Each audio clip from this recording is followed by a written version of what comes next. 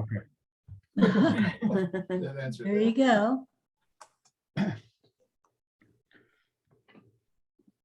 Okay, well, I think it's time to get started. So I'm going to call the call this to order, call our Lions Club to order. And would you do a quick review of the Zoom procedures, although we all know it, but just review them anyway for us? Sure. So, well, everybody here knows about it.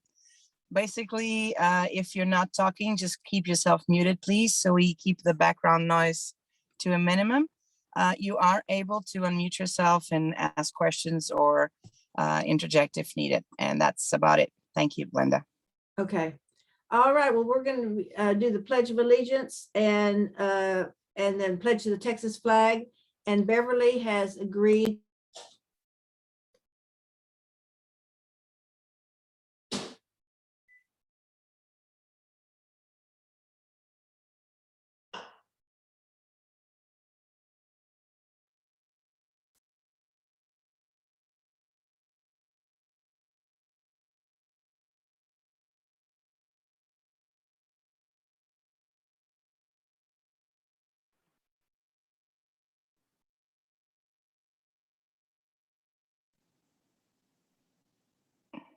Has Beverly started saying the pledge?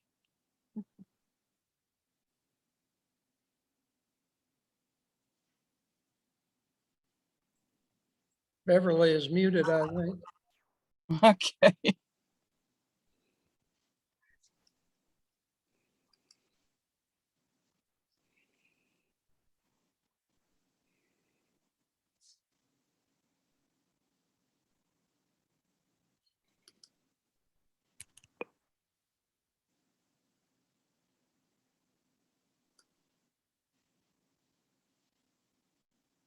Okay, I'm going to say the pledge.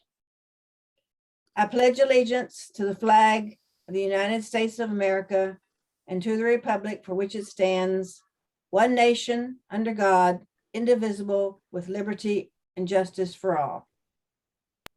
And now, honor the Texas flag. I pledge allegiance to thee, Texas, one state, under God, one and indivisible. Thank you. Be seated. Ah,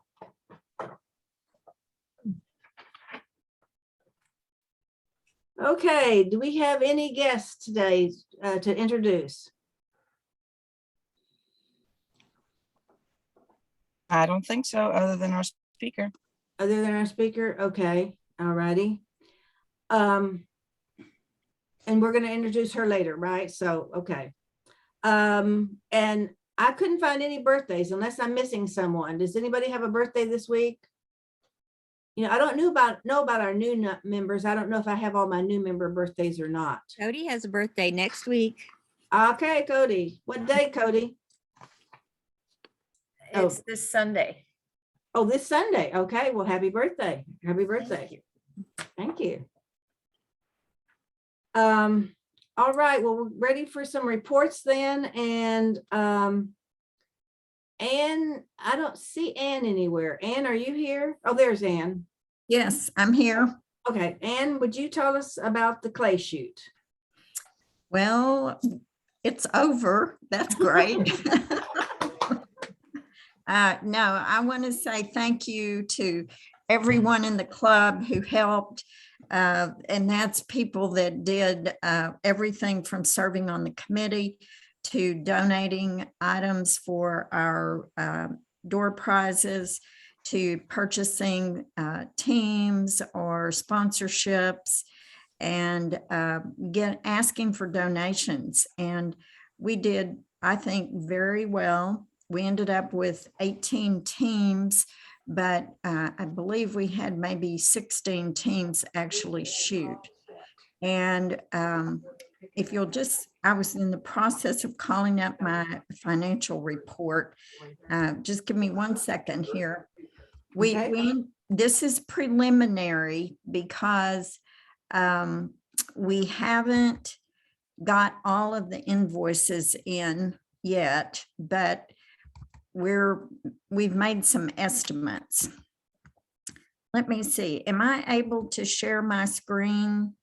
whoever's in charge of the meeting, Mark. You should be able to go ahead. Okay, oh, share screen, got it. Okay. Oh, wait, that's the wrong one. Just a sec. Oh, here it is. Okay, share. Okay, can you see that? Yes. Okay. I'll start up here at the top. With our income, we were very fortunate to get our $4,000 clay sponsor back again this year. And I have to give a special shout out to Cameron Lubunsky because in one day he made a bunch of phone calls and we brought in over $10,000 in that one day in teams and sponsorships. So he was dialing for dollars and succeeded. We had 7 silver sponsors. We had our Shell sponsor, our member Bill Anderson, we appreciate, was the sponsor for the shells and the breakfast. And then we had 4 bronze sponsorships. Let me see if I can get this to scroll. And then we had 4 early bird teams and 7 regular teams. So there are our station sponsors. And we had the shotgun raffle. We had our 2 raffles on site that they paid $5, and that both of the prizes were beer related. We had mulligans, we had flurries, and then we sold the leftover shells. Anyway, we had total revenue of about $35,000, little over $36,000. Some of that is still to be collected. And then our expenses, we were able to hold things down really well. We got a lot of things donated. This year, we were very fortunate. The shotgun that we raffled was donated. And so that was really helpful. Anyway, all of our expenses totaled approximately $10,785, and that might go up a little bit, but we're going to net about $24,292. And the breakdown will give almost $10,000. We probably will round that off and give $10,000 to JDRF, the NFL, and then our club. And I put down below that what we did in 2019. And you can see we had significantly more income because we had more sponsors. That year we had 2 gold sponsors, and this year we didn't have any. So right there is $5,000. But we held our expenses down this year. So in 2019, we netted $27,181. So we didn't do quite as well as we did in 2019, but this was a year to just keep this event going. Because of Tommy and Jim Overton and lots of other people, we have built this up to be a really good event for the club, and it makes us some really good money. So we wanted to make sure that it continued, and I think we did that. And so I'm very, very appreciative to everyone for your support, for those people who came out and volunteered and put in a lot of sweat equity. I especially thank you. And I do want to recognize the members of the committee. Tommy Cowan, who ran the flurry and got lots of things done, little details that needed to be taken care of. So thank you very much, Tommy. Jim Roberson, he was awesome. He got the shells donated, and Jim did tons of work. So I really, really appreciate him. I mentioned Cameron Lubunsky, and then Mac Ragsdale, who's not here, but Mac was able to get a lot of things donated for us too. So thanks to a wonderful committee. We also had Chris McNally with the NFL alumni, and he put in a lot of sweat equity that day, putting up canopies and taking them down. And then Mike Brin with JDRF. So if anybody has any questions, I'll be glad to try to answer them. We will have, I hope, the final numbers in another week or so. And Jim is going to make a financial report to the board today. But thank you very much. And thanks for all your hard work. Absolutely. I was very pleased with how hard everybody worked. Thank you so much. Before we move on, I want to remind everybody about the plastics, our plastic project. So far, I have sent over 75 pounds to Randall's, and Greg is going to give us an update at the end of the month, but let's just keep on saving. It's amazing how it is adding up. At first, the idea of 500 pounds was kind of scary, but it's adding up little by little. Does anybody, yes, Steve? So Chuck and I spoke earlier this week, and some of the Randalls are not fully sort of accepting the drop-offs, right? Chuck, isn't that what you encountered, sir? I'll let Sid explain what she found out. She found. Okay. Yeah. Sid, you there? Sid, if you can just clarify, just so we're aware. Yeah, unmute yourself, Sid. I was looking at Randall's for a big white and green box, but yesterday I talked to the manager and he took me outside and there was a great big brown box. At Mason, at Randall's at Mason. It looked like a garbage collection or something else other than what we were looking for. But it was brown and looked like it was made out of Trex material. And on top of the box was a little bronze plaque that says Trex. So he told me that if you have a small bag, just put it in that box. It's about, 4 feet high with a little opening.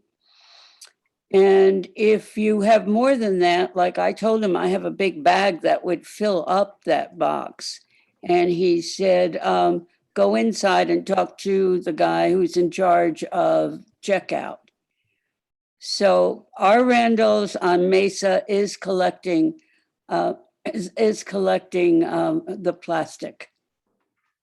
Okay. That's on Spicewood Springs and Mesa.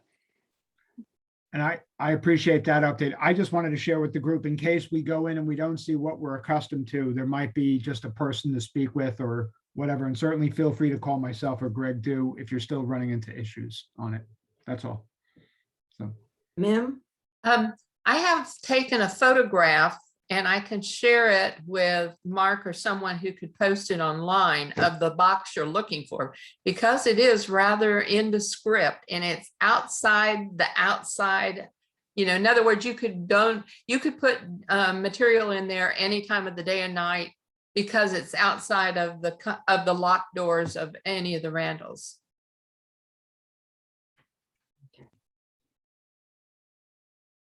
Okay, does anybody else have anything to add on that? Well, thank you, thank you. Just keep on collecting. We have a member profile today. I'm really looking forward to hearing about Cody. And are you ready? Or Ann, did you want to, Patricia, did you want to introduce her or let her introduce herself? Patty? Patty, you're muted. Okay. Cody and I have been friends for about 20 years, I think. And she has been helping with the Leo Club. She's also a teacher at the School for the Blind. And she has a whole lot to offer the Lions Club. So let's let Cody tell you about herself. Great, thank you. Did I go? Hi, I'm Cody Nagy Montgomery, and I was born and raised in Houston, Texas. My grandfather, on my dad's side of the family, he was a dairy farmer and had some property right off of what was to become Interstate 45 and leading up into Houston. And my dad and then our family stayed there on that property, and that's where I grew up, on that farm. and with cows and with lots of dogs and lots of cats and a big giant freeway right next to the house. And so that was an adventure. I'm very grateful that I had that unique upbringing, and it's been fun getting to know lots of other folks that have had opportunities in certainly the state of Texas to grow up raised on a farm. So that's been pretty cool. There's quite a few of us. And after high school, I relocated to Austin, Texas to attend St. Edward's University. And after graduation, I decided to remain in Austin and not move back to Houston. And then in the late 90s, I followed the advice of a friend who had worked at the Texas School for the Blind and Visually Impaired. And I applied and was hired for a summer position here. And I started working, and I fell absolutely in love with the Texas School for the Blind and Visually Impaired and all of the amazing people that I got to meet through the school. Remarkable students and fabulous lions that are just awesome representatives. Miss Patty Robinson, Miss Kim Wright, and Miss Linda Locke. I've gotten to work with all of these fantastic ladies, and I've been super blessed and grateful that I have been able to do so. And I also got to meet a fabulous gentleman who has become my husband, and he is one of the deafblind outreach specialists here at Texas School for the Blind. And a long time ago, he encouraged me to go back and get my teaching certification. That was in 2003.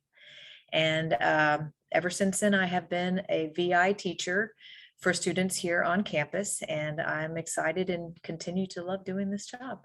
It's a blast.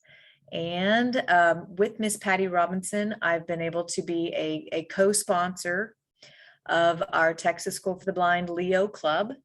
And I believe, Patty, please correct me if I'm wrong, I think that was started in 2011. So it's been 10 years that we've been able to do that together. And that's been another fantastic journey. And this year, well, I guess I should say, through that particular program and with the Leos, we have gotten to help support the Lions Club. We have sponsored fundraisers, I believe, that have helped out with some women's organizations and some family organizations and some pet organizations. We've contributed to all of those. Several years ago, we did a project in Bastrop State Park where we were helping plant trees. And I honestly don't remember exactly what year that was because it's been in the past. But hang on, I need to flip my page. Oh, look, the lights came back on. Yay. Okay.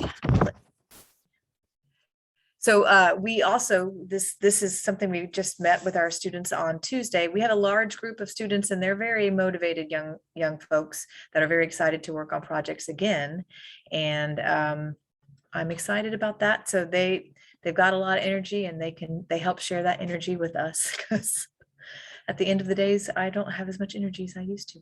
But I am still remaining a co-sponsor with the Leos, and I'm excited. And recently, I finally asked Miss Patty Robinson if I can join the Lions Club. So this summer I did, and now I'm officially a Lion myself. I think I've helped in the past with, back when we did the roses, didn't we do a project where we were giving out roses? And this was a long time ago, and I was helping out with that.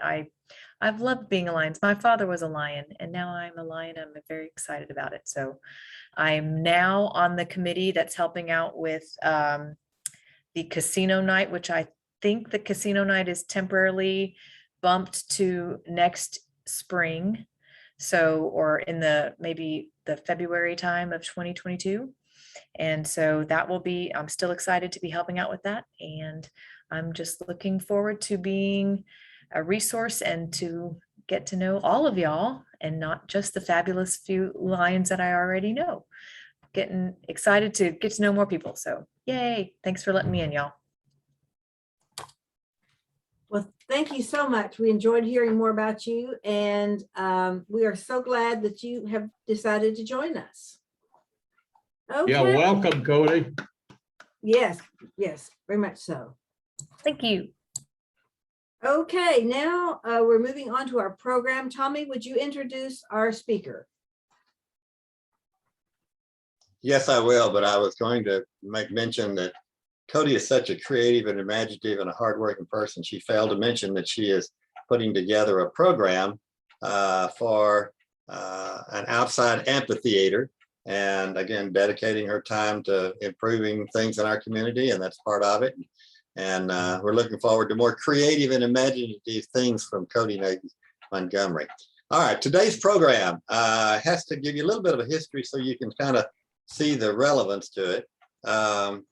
And it goes back to when I was when I was zone chairman 5 or 6 years ago. And as a zone chairman, many of you know, you get the opportunity to go to all the clubs and visit with them and see what they're doing and what's going on. As the time came around for the West Austin clubs, I went to a barbecue place and they had the first zone sort of Zoom meeting, and everybody's trying to figure out how to connect this and how to connect that and where this went and where that went. It was really kind of an education of mistakes, if you will. But the program that day was what was of interest. And as you might guess, they're a very small club and still are. They're pretty much a family club. And so one of the daughters of the mother and father that were officers in the club was the program for the day. And I went, that's going to be home pictures and dull, boring stuff, and we're not going to be interested. And the program actually came from Hawaii. And those of you that may remember, Hawaii was made a state in, I think, 1959, 1960, somewhere in there. But again, immediately eligible to be a Lions Club located in Hawaii. And the young lady's name was Chelsea Elliott. And Chelsea began the program again, telling what she was doing in Hawaii for education and why she was there and how long she'd been there. It's very interesting. But what's most exciting about it is that she had put together a program, an effort on her part to bring vision screening and vision control, vision activities to Hawaii. They had none. What I did learn at that point is Hawaii, while it's a state, it has 5 different counties, and the counties actually operate completely independent of each other. Therefore, if a state has a particular issue of alcohol or drug abuse or gun control or whatever else, it may or may not reappear in another state. Chelsea's game plan, and reluctantly, I didn't know that much about it, but I became very quickly enamored with her optimism, was to go to each of the legislators in each of those states and get them to legislate a requirement that there be vision screening in their public school system. Well, I will tell you here, we've been arguing and fighting with that issue with Dr. Brown over at the state and school superintendents and everybody else, pretty much all that time and then some, with some success, minimally compared. But when I heard what Chelsea was going to do, I went, this is a kid, has no connections, a lot of enthusiasm, but literally, no contact. She's not able to pick up the phone and get anything. So I was, I guess, encouraged but somewhat pessimistic. 5, 6 years later now, the young lady had accomplished that. Every one of the 5 counties has now legislated a requirement for vision screening for their public school children. Yay, Chelsea. She has come back to the United States and brought that enthusiasm with her. A little other sort of drawback is that the reason it's called Half Helen, all of you know the Helen Keller story, is Chelsea, quite honestly, is partially deaf and partially blind in one ear and one eye. And so that's, while I would see it as a handicap, she saw it as an opportunity. It got her people to open doors to hear her story simply because she knew her story. She wasn't speaking of what could be, but she didn't know anything about it. She knew all about it. Well, successfully here, she managed to affect the legislation, changing the allowance of which sort of system to deliver, whether it be a vision screening for acuity charts or through our very popular and very famous camera. And so I thought, well, that's the end of that. We had another group, Ellisor Engineering out of Dallas, that actually would come down to our events here. We would do the screening. We would turn the failing screened people over to them and their trailer. We had a trailer, they had a trailer next to us. And they would then give prescriptions, examinations from actually physicians that were there. So we kind of had a tandem. That fell apart about 3 years ago. They no longer come to Austin to provide that service. However, our ingenious, clever, hardworking Miss Chelsea Elliott, has now replaced them. They now have a trailer, and I'll let Megan tell you about it, but it's a full-blown trailer with 2 doctors operating in it, writing prescriptions and giving glasses. And we will be invited to continue some pre-screening with them as the Founder Lions Club as they develop their contacts. I guess at this point, I need to tell you a little bit about our speaker. Chelsea is off doing wonderful things. I'm not sure she's walking on water somewhere, but clearly she's off away from the club meeting today. But she has sent their spokesman for the group. That's Meghan Jones. Meghan is their community coordinator. Meghan, as you can tell from the pre-listed information, the graduate of Indiana University. She has worked for VISTA and she's worked for AmeriCorps, so she has a background in this sort of activity, and her enthusiasm very near rivals Chelsea's in what she's doing. So at this point, I'm going to turn it up, and I'm hoping we've made the connection. We were very last minute clicking connections for her to be on. So you're on, Megan, go for it. Thank you so much, Tommy. Thank you for having me. I'm going to now attempt to share my screen. Hopefully you guys can see a pretty presentation.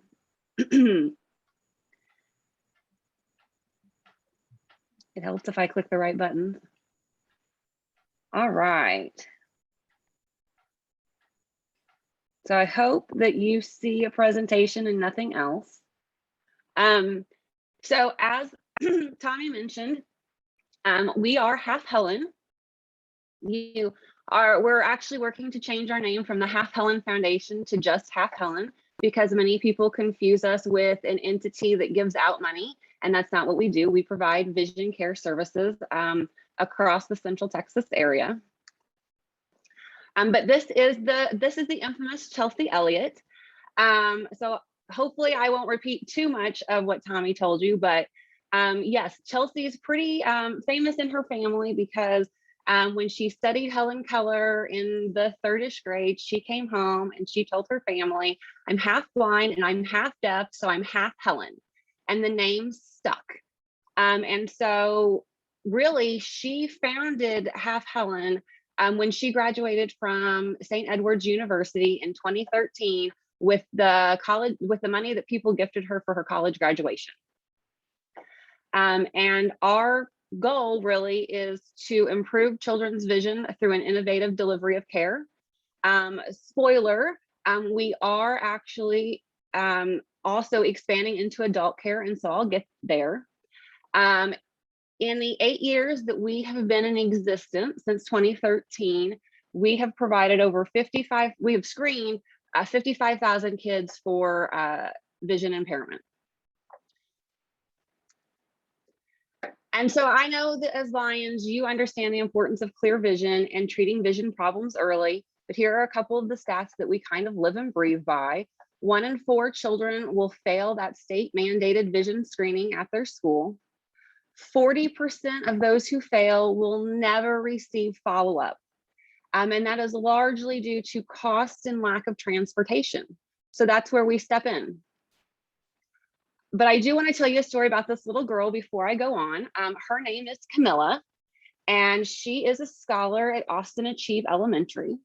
When I met Camilla, she was very sad and confused.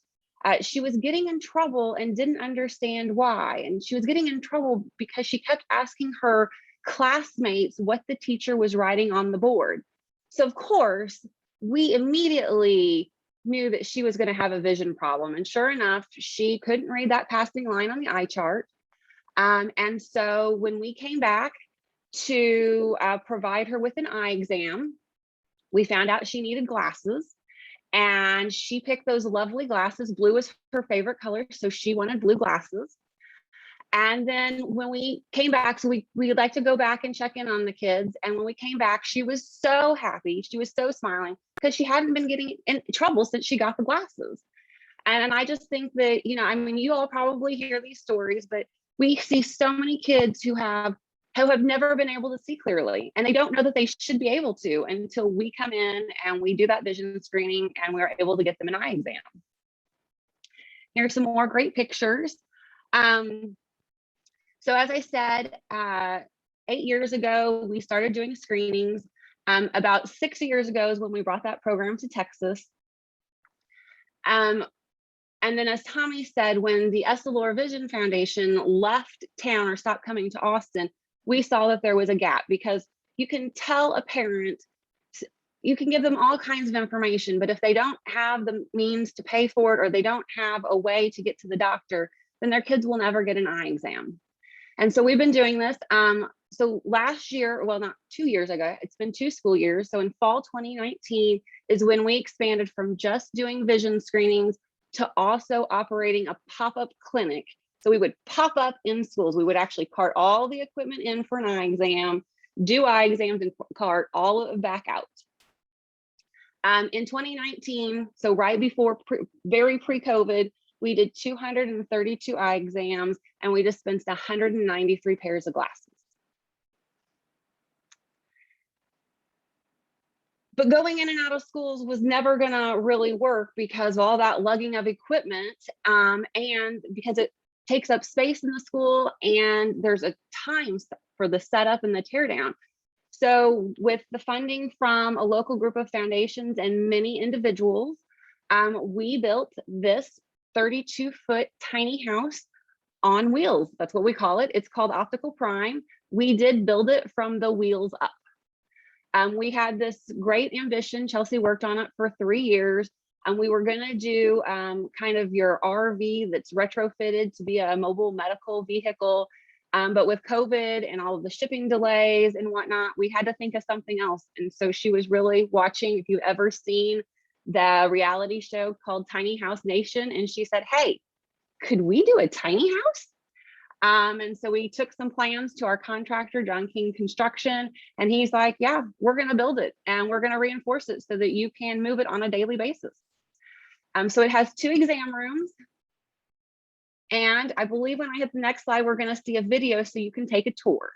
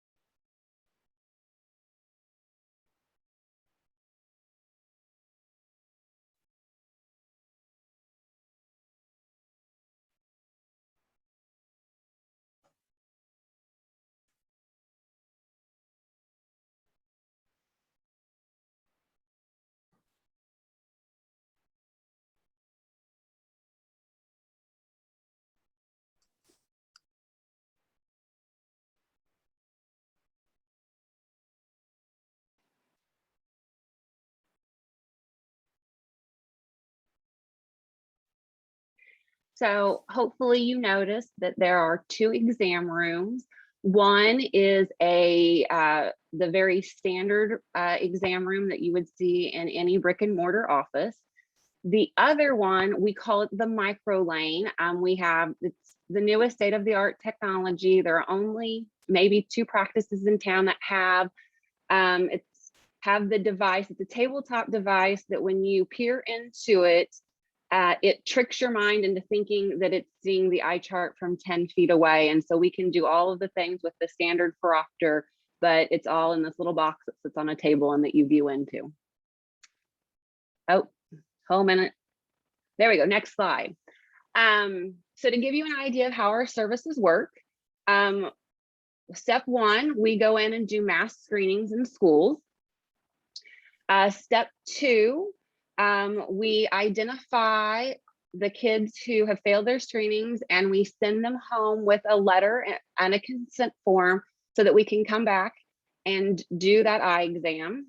About 4 weeks after the initial screening, we're back. We do the eye exam. If the kids need glasses, they pick out glasses right then and there. And then about 2 weeks later, we come back and fit the glasses for them. This school year, we are estimating that we can screen 18,000 children, provide 3,000 comprehensive eye exams and 2,500 pairs of glasses. And those statistics are largely based on, we know that a quarter of the kids who are screened will need that comprehensive eye exam, and nearly all of the kids who get an eye exam need glasses. And now that we have optical prime, we realize that that's something that we, you know, our pediatric program is something that we do during the school year. So what are we doing when school is not in session? Why would we let the clinic sit there and do nothing? There's a huge adult population. Many are parents of the students that we serve who need care as well. And so we joined the Community Vision Program. It's a local collaboration here in town that has most of the local health centers.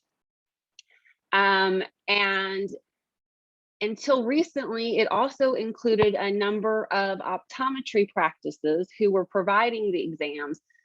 For various reasons, the program had to go down, and it went out of operation for about 6 months. And the coordinator of the program called us and said, well, now that you have this mobile vision clinic, would you come out and help us get the program started? And so in August, we kicked off adult care. So in August, we provided over 200 eye exams and glasses to adults. I'm sure that we're gonna hit more than 200 in the month of September. The adult care happens, like I said, throughout the summer and on school holidays. This October, we're working to return to schools, but the adult care is a reimbursable program. So it offers us a small profit margin, which will hopefully increase our organizational sustainability. And of course, before I finish, I would really like to go over the values that drive our work. The first one is dignity. We believe that everyone, regardless of background or circumstance, has inherent value and deserves to be treated with significance and respect. Within our team, we practice trusting each other to do the best, and we want to provide our team with the tools and training to promote success. The second is excellence. Financial, cultural, and social barriers keep those with the greatest need from accessing basic healthcare. We utilize advanced equipment, licensed optometrists, and certified staff to provide high quality, personalized eye care for all. The third is ingenuity. Our goal is to find creative solutions to transform problems into opportunities. It's very simple. And then the last one is impact. We believe clear eyesight should be a basic human right. And so we have the passion and commitment to eliminate preventable vision loss. There's no excuse for allowing a child to endure preventable vision impairments. And with the help of our supporters, we work every day to close the access to care gap for both children and now adults in poverty, because we believe they have a right to see. And finally, everybody asked, how can I get involved? And here are 3 ways. We work with a variety of local optometrists to provide care. I will tell you this interesting little secret that we've just learned. There aren't a lot of optometrists in town who want to work with kids. And so now we have more people coming to us saying, I'd love to work for you, but I don't want to go to the schools. And we're like, oh, that's shocking. So if you know anyone who is an optometrist who would like to work with kids, please send them our way. We also have some volunteer opportunities. We could always use help managing our social media presence, lending IT support, giving advice on creating an HR manual, stuffing envelopes on occasion. And then of course, we kind of live and breathe by donations. All of our care is provided for free so that there's no need to ever turn anybody away, that everybody has access. And of course, if you want to learn more, you're welcome to go to our website. On our website, you can join our mailing list. You can follow us on Facebook, Instagram, your social media preference. But I'm also happy to take any questions.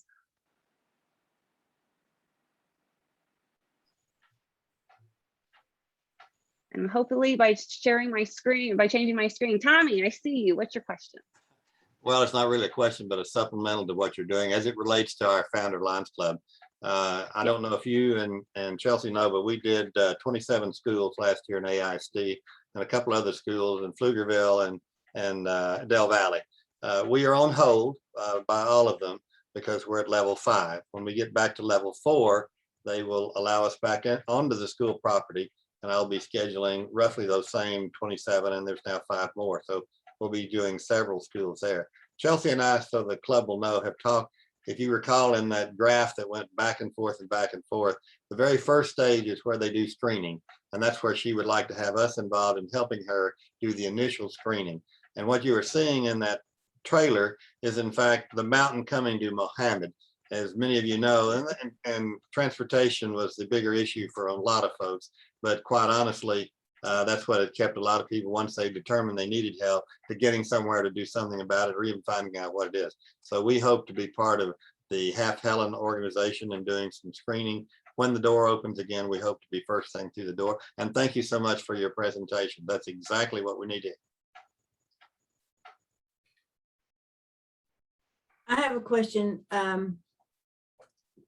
Do you, are you working with AISD? I'm not quite sure with who you're working with. Wonderful. That's a great question.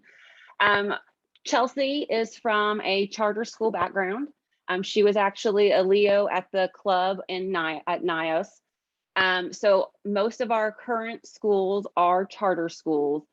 We thought we had a partnership in place with AISD, and we've been trying to work with them to get something going screening wise for this coming month, and we're kind of in transition. So we're in conversations with them, and we're very impatiently waiting to be able to get all of the contracts worked out. We are serving Del Valley. So while we don't do screenings at Del Valley because they handle those themselves, we will be taking optical prime to their campuses to provide eye exams this school year. Chuck, did you have a question? Well, I just wanted to, when I was in Virginia, for 11 years, I went out to the Appalachia with something called RAM, Remote Area Medical, where they did what the partnership with the Lions Club and Half Helen will do. The people were screened. It was, if they need be, they were seen by doctors. And then they were sent to, at first, to get used eyeglasses, and eventually the mission got a rolling eyeglass factory with the most modern equipment. So within a day, they got screened, they got examined, and they went home with eyeglasses. And she told a story about a child. I'll tell the story about a little boy who was brought in the morning by his grandmother and his mother. He had eyes checked and brought back about 5 o'clock in the afternoon, fully asleep. They had to wake him up to put the glasses on him, and they picked him up, carried him outside. He opened his eyes, and he said, "I could see you." Right back into the tent, jumped in the optician's arms, and gave him a great big kiss. First time he had seen him.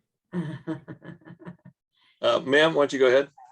Yes, I'd like to ask what age groups, when you do go in the school, are you able to screen and provide glasses for all age groups? Right now we're focusing on those of the state mandated age. So K, 1st, 3rd, 5th, 7th, and age 4, of course, like you all. We would love to be able to do everyone, but right now it's still a capacity issue. And the optical prime on the mobile clinic, we can see about 20 kids per doctor per day. So if we have 2 doctors on board, we can only do eye exams for about 40 kids. So part of it's also a matter of how long the schools will let us stay there so that we can do the exams they need. Tom, did you want to add to that question? Yeah, I do. Because just to put our role in this, when we do our screening for the schools in AISD, we have access. And the intent there is for us to then narrow down to the ones that will need a physician to work with them. And we too are waiting for AISD to cut us loose to go in, but we won't go until we're at level 4 pandemic. So that's kind of what we're doing. And we're hoping that we do the pre-K 3. So everyone will know that's all we do. And the reason we do that, that is 2 years before Half Helen or anyone else is going to be working on the state mandate, which is 1st, 3rd, 5th, and 7th years, kindergarten, I believe, but not pre-K 3. So we actually find children with problems 2 years before anybody else does. That's why I feel so good about what our Founder Club does. We get ahead of the train and we try and flag it down so we get time to get on. So, and we do it very, very clearly with Half Helen. That they're an excellent partner to work with. Thank you. Steve, then Gaylord. Megan, great presentation. Thank you for sharing this. Why won't certain optometrists work with children? It's a preferential thing. I don't know that we have anything clear other than they feel more comfortable with adults. Children are squirmy. It's been very interesting. We have 3 optometrists. We have 1 optometrist we've been working with for several years, and 2 more that came on last year. So we have, and quite frankly, we hired one this year. So our newest optometrist, who works with us every Monday, Tuesday, and Wednesday, is she specializes in pediatric developmental eye. And so she's super excited, but as we've tried to work to fill in the Thursday, Friday spots and to bring on a second one, just the overwhelming majority of optometrists have said, I'd love to work for you. I would prefer not to see children. Interesting. I just didn't. It's been very surprising for us. Yeah, I didn't know if it was like a, what's it, like a credentialing or a liability thing, or no, it's not. Okay. Not at all. Mm-mm. That's so weird. What? Okay. All right. Yeah. Sorry. I'll keep my mouth shut. All right. Thank you for that. Gaylord. Excellent presentation, Megan. You say it so that even a lawyer can understand it, and thank you very much. The availability of transportation is such a critical issue on so many important issues, like we're seeing on availability to take even the COVID-19 vaccinations. Tell me how you handle the logistics of the mobile clinic and how you decide where you're literally going to go. Got it. So from a kids care standpoint, we work with about 7 charter school districts, and so we actually just contact each of them and we work with them for what dates work best. From an adult care standpoint, there are a number of partners that are members of that community vision program. And so we looked at who were the largest or the biggest, and we tried to schedule them across town. So to give you an idea, every Monday we're at El Buen Samaritano, which is in South Austin off of William Cannon. Every Tuesday, we're at Community Care Health Centers off of Montopolis.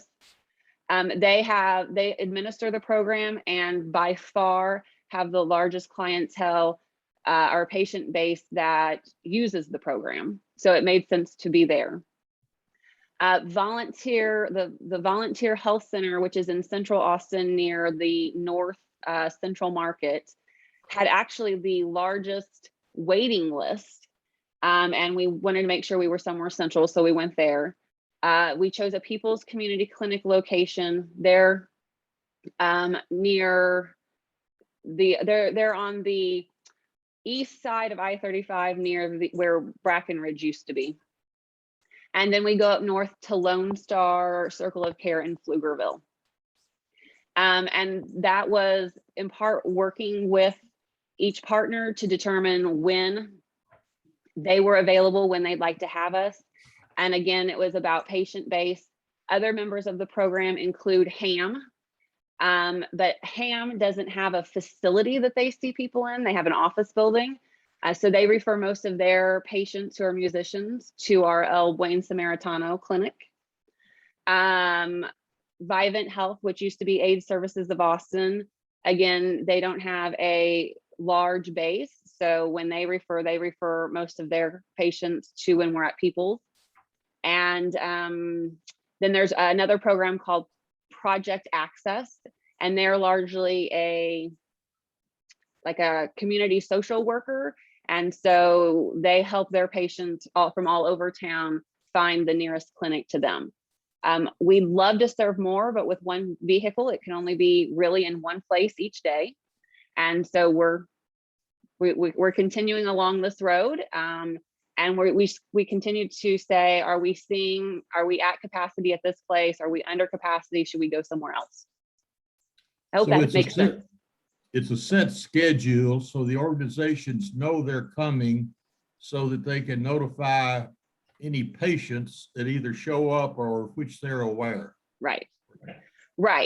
And we do make ourselves available. So if you're on Fridays when we're in Lone Star Pflugerville, you don't have to be a Lone Star Pflugerville patient. If you're a community care patient and you live north, it may make sense for you to go to the Pflugerville location. So. Thank you very much. Tommy? Yeah, I don't mean to be your program, but point of interest, before the pandemic, Uber and Ride Lyft had both agreed to work with us free to pick up and deliver individuals that were unable to get in a car, bus, or ride a train down to a facility.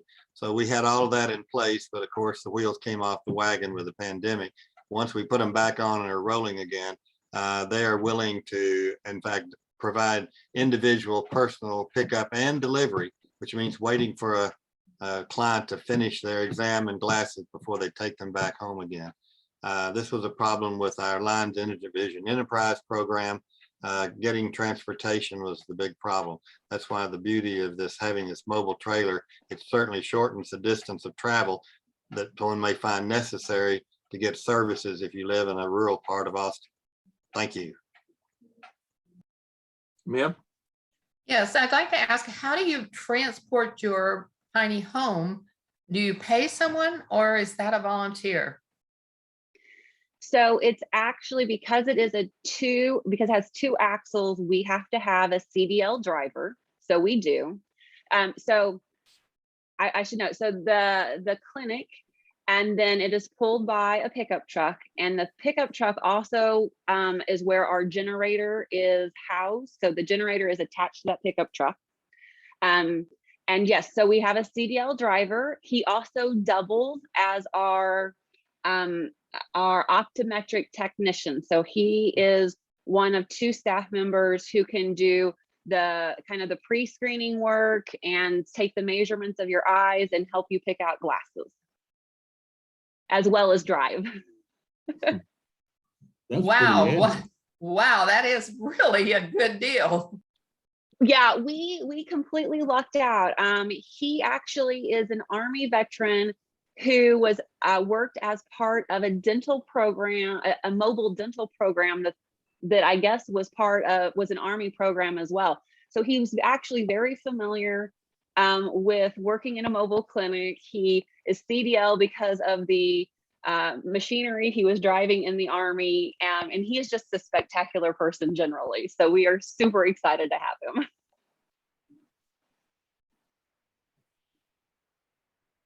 Do we have any other questions?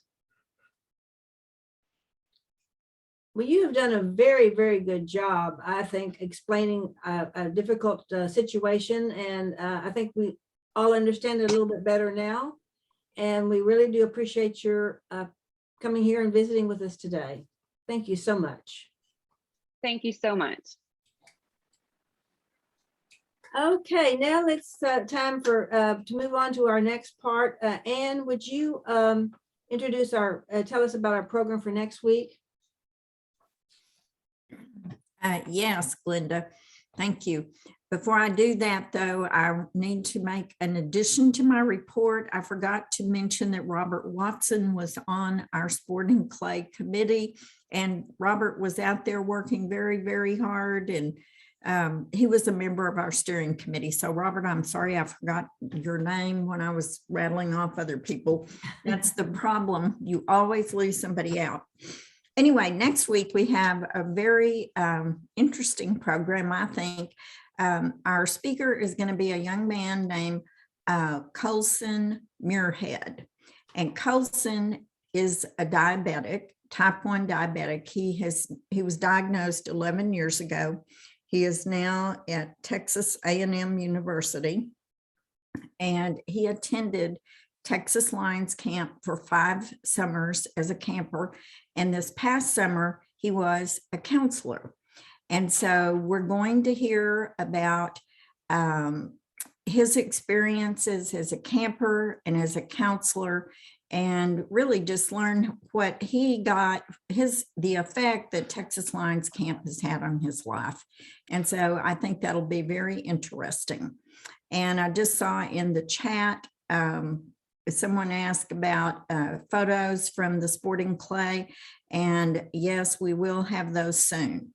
I hope early next week. Great. Well, I'm looking forward to next week's program also. I had listed some dates, important dates for your calendar, and I left off a number of things to talk about. Well, first of all, right after this, we're going to have the board meeting, and everyone is invited to the board meeting. Now, you can't vote, but everybody is invited to attend the board meeting, and we appreciate your input if you have anything you want to say. October the 8th and October the 22nd, we're supposed to be helping with Meals on Wheels. And if you're able to volunteer either of those days or both days, if you would contact Leonore, she's keeping track of the schedule. On October the 7th, we have our White Cane Day, which Patty's going to be in charge of. And that's always very, very interesting. And we're looking forward to that. And then on October 16th, we have our District 2S3 cabinet meeting in Lockhart. And I will email the information to Mark, who will forward it to everybody, so that if we're going to go to the cabinet meeting in Lockhart, which I highly recommend, especially for the officers, then we do need to register for the project. It starts at 8 o'clock in the morning, and they serve breakfast. Will Lockhart barbecue be served, Glenda? Is that a typical breakfast? Maybe they're going to barbecue the eggs. I don't know. Good question. Good question. Well, helping out on the 8th and 22nd at Meals on Wheels, is that loading or driving? It's loading. Okay. And if you would contact Leonore, so she can keep track of everybody. Sign me up, Leonore. This is Gaylord. For both days? Yes. Okay, good. All right. All right. Well, then it's time for us to adjourn. I'm going to give you about 5 minutes to go powder your nose or whatever. And then we will have our board meeting.